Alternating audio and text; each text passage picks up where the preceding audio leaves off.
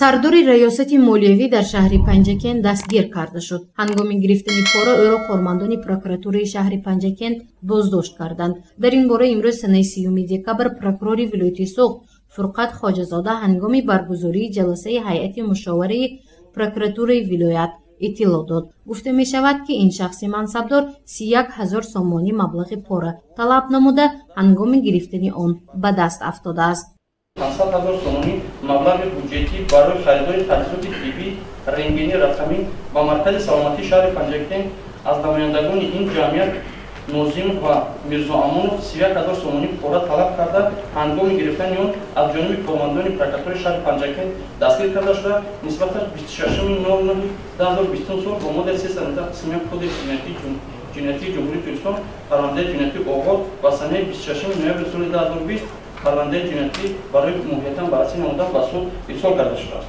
ҳолати ошкоршавии порагирӣ яъне ҷинояти коррупсионӣ аз ҷониби шахсони мансабдор дар шаҳри Истаравшан низ ба қайд гирифта шудааст. мақомоти иҷроии ҳокимияти давлати шаҳри Истаравшан ҳамчун фармоишгар барои иҷрои корҳои сохтмонӣ дар қалъаи Нӯҳ шартнома бастааст. аз тарафи масъулини мақомоти иҷроия аз 1.5 миллион сомонӣ маблағи аз буҷет ҷудо шударо ҳамагӣ 532 000 сомонӣ ба ҷамъияти дорои масъулияташ маҳдуди Манора пешниҳод намудааст. берозигии ҷамъият боқимондаи маблағро тариқи нақдӣ ба Шаҳрванд Каримов, ки ба ҷамъияти Манора алоқамандӣ надорад, пардохт кардааст. берозигии ҷамъият боқимонда 161 000 сомониро тариқи нақдӣ ба Шаҳрванд Каримов, ки ба ҷамъияти мазкур ягон алоқамандӣ надорад, супорида ва директори ҷилими Манора Азимов зарари махсусан қонуни муддӣ расонидааст. прокуратураи вилоят нисбати шахсони мансабдори мақомоти иҷроии ҳокимияти давлатии шаҳри Истаравшан бо модели 314 қисми 2 ва 345 қисми 4 банди б кодекси ҷиноятии ҷумҳурии Туркистон парвандаи ҷиноятӣ оғоз намуда ҳоло тафтиши пешакӣ идома дорад. барои пешгирӣ ва саривақт ошкор намудани ҷиноятҳои коррупсионии мақомоти прокуратураи вилояти Суғд ҳаматарафа корбарӣ менамояд. кормандони мақомоти прокуратураи вилоят ҳангоми баррасии 2496 адад парвандаи ҷиноятӣ аз ҷумла 42 адад оид ба ҷиноятҳои махсусан вазнин, 498 адад оид ба ҷиноятҳои вазнин дар судҳои марҳилаи якум ба сифати айбдоркунандаи давлатӣ иштирок намуда барои қабули ҳукмҳои қонунан асосноки судӣ мусоидат намудааст. баъзи риоя ва иҷрои қонундорӣ дар бораи тандурустӣ санҷида ҳолатҳои аз тарафи шахсони мансабдор риоя накардани меъёр ва қоидаҳои ҳифзи саломатии аҳолӣ бе иҷозатнома ва қайди давлатӣ ё худ ғайриқонунӣ ба ворид ва фурӯши маводи доруворӣ машғул шуданд. номатлуб иҷро намудани вазифаҳои касбӣ аз он худкунӣ маблағҳои буҷетӣ ва дигар қонунвайронкуниҳо ошкор карда шуданд.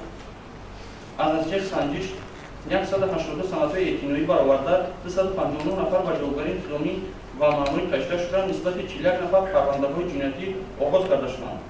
прокуратураи вилояти Суғд 48 ҳолати дорувории истеҳсолаш гузашта ва бесертификатро ошкор кардааст. 9748 адади маҳсулоти дорувориро аз муомилот бошад боз доштааст. нисбати 163 нафар парвандаҳои маъмурӣ оғоз карда шудааст. ин гурӯҳ барои хариду фурӯши маҳсулоти дорувории пастсифат ва бесертификат машғул буданд. дар раванди санҷиши қонундорӣ дар бораи санитарию эпидемиологӣ таваҷҷӯҳ ба ҳолатҳои истеҳсол ва фурӯши молу маҳсулоти ба саломатӣ хатарнок равона гардида 2750 нафар ба ҷавобгарии интизомӣ ва маъмурӣ кашида шуда нисбати 130 нафар ба моддаи 209 кодекси ҷиноятии ҷумҳурии Туркистон парвандаҳои ҷиноятӣ оғоз карда шудааст. давоми соли равон кормандони мақомоти прокуратураи вилояти Суғд фаъолияти мақомотҳои давлатию иттиҳодияҳои ҷамъиятиро 1558 маротиба санҷида 25233 қонунвайронкуниҳоро ошкор намуданд. баҳри бартараф намудани қонунвайронкуниҳо ва барқарор кардани ҳуқуқу манфиатҳои поймолгардидаи давлат, корхонаҳо ва шаҳрвандон 4334 амр дода 2286 пешниҳод бароварда 2909 эътироз оварда 891 парвандаҳои ҷиноятӣ боз карда шудааст, ки аз он 77 адад ба ҷиноятҳои коррупсионӣ рост меояд. дар давраи таҳлилӣ ба мақомоти прокуратураи вилоят 10716 муроҷиатҳо ворид гардида, ки аз ин 3244 адад ё 30% бевосита баррасӣ шуда, 722 адад ё 22.3% хонӣ карда шуданд.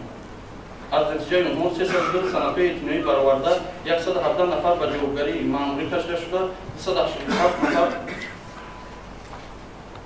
ё қарорҳои ғайриқонунӣ маҳкумоти тафтиш бекор карда 58 адад парвандаҳои ҷиноятӣ оғоз карда шуданд.